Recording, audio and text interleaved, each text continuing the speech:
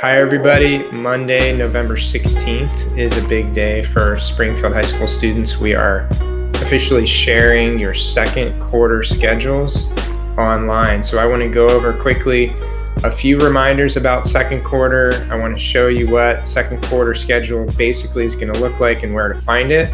And then finally, I want to show you a form that if you are interested in either dropping a class, changing a class, adding a class, you're going to fill that form out and you only have a couple days to do it. Okay, so let's jump right in. This is what I see when I pull up Student View, and this is on a computer. So clearly this is going to be different from what you guys see on your phone, but basically it's the same thing. So when you pull up Student View, and this is through Synergy, you're going to have all of these options on the left, and I'm clicked on class schedule. This is for a current 9th grader that goes to Springfield High School. You can see this is quarter 1 and periods 5, 6, 7, and 8. That means this person takes classes currently in the afternoon. They have English, ceramics, art, and machine technology with these teachers. Now, if you click on quarter 2 right now, and I'm recording this before Monday, November 16th, it says class schedule data not available. Starting Monday, when you click on quarter 2, you're going to actually see your quarter 2 schedule. And I can't show you that now, once again, because I'm recording early. But what this particular student's schedule is going to look like, I'll show you now. These are schedules, quarter 1 schedule on the left, quarter 2 schedule on the right. This is basically what I see when I pull up a schedule through my program, but it's basically the same thing that you guys are going to see on Student View. So right now, once again, this is a 9th grader with periods 5, 6, 7, 8, but quarter 2, this person's going to see, here's quarter 2, periods 1, 2, 3, 4, and a series of new classes, in this case, graphic design, CCR 9, physics, and algebra 1, and you'll see your teacher's name. So a couple things to point out. Number one, I've already said this in a video before, but if you are in the morning cohort and you take your classes in the morning, you're going to stay in the morning cohort. If you're in the afternoon cohort, you're going to stay in the afternoon cohort.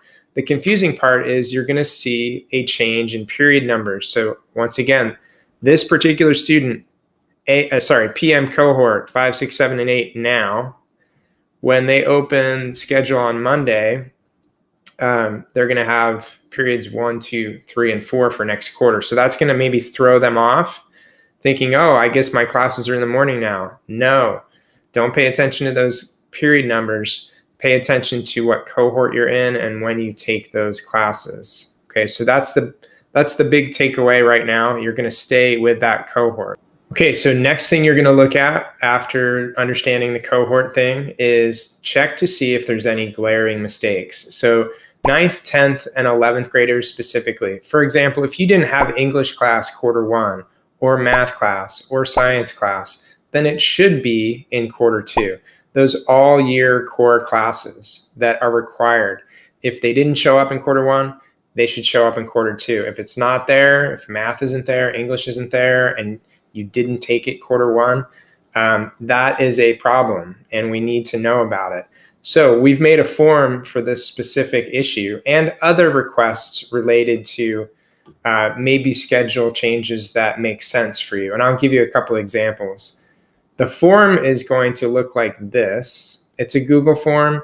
You're going to get a link to this form in your student email associated with the school. Okay, so we're not going to send this to your personal email. And this will probably come out Monday afternoon or Monday morning. If you're looking at this video on Sunday night, it may not be there, but it will be there the day that you can actually see your quarter 2 schedules. So this schedule request form is not for preference things. For example, if you're a 9th grader, we can even go back to the 9th grader we just used. Maybe he or she doesn't want graphic design or thinks that, they're not interested in that and they want to take another metals class. Well, that may be. However, this form is not for that.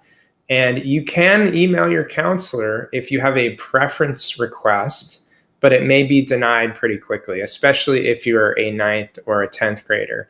If you're an 11th or 12th grader and you're asking for an advanced elective class that, for example, Auto Leadership 2, and if you weren't in it quarter 1 and you want to be in it quarter 2 and you're qualified to be in it, that's something that you could fill out this form for and we can connect.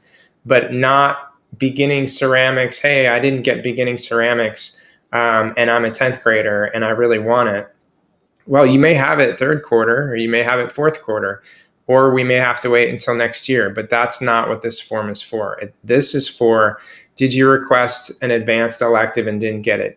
Or do you feel like a core class is missing and it should be there? So click on the link, bring up this form. You're going to have to give us your email address, even though we emailed it to your student account. You're going to have to give us your last name, first name, grade. If there's a course you want to drop, for example, if you're a senior and you're taking a beginning level elective like technical drafting, you don't need it and you don't want it, go ahead and put that as a course to drop. And if you wanted an off-campus, you could not say anything as far as a course to add, or you could even put off-campus. If you're an 11th grader, same thing. You might want to drop a class and not add a class.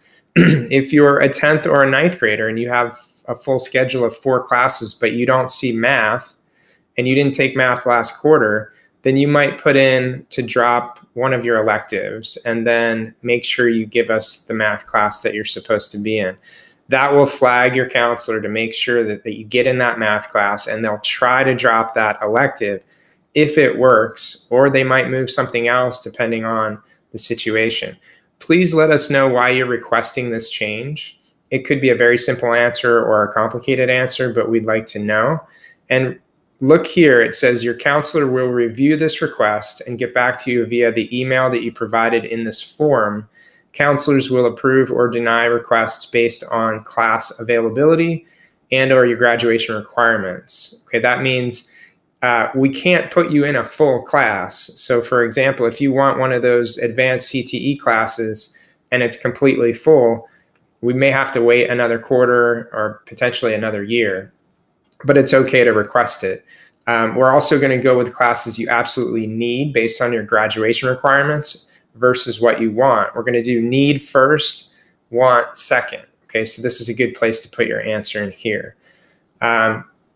So that actually should wrap everything up. Hopefully you don't have too many questions. But again, starting Monday, November 16th, you should be able to see your second quarter on Student View. If you think there's a mistake or if you think there's an omission, something we need to add, then please look for this form in your email. And if you don't see any of that stuff, or if you're having issues accessing any of it on Monday, please let your counselor know and we'll try to problem solve with you. Okay? Hope all is well, and I hope you guys get through the first quarter okay.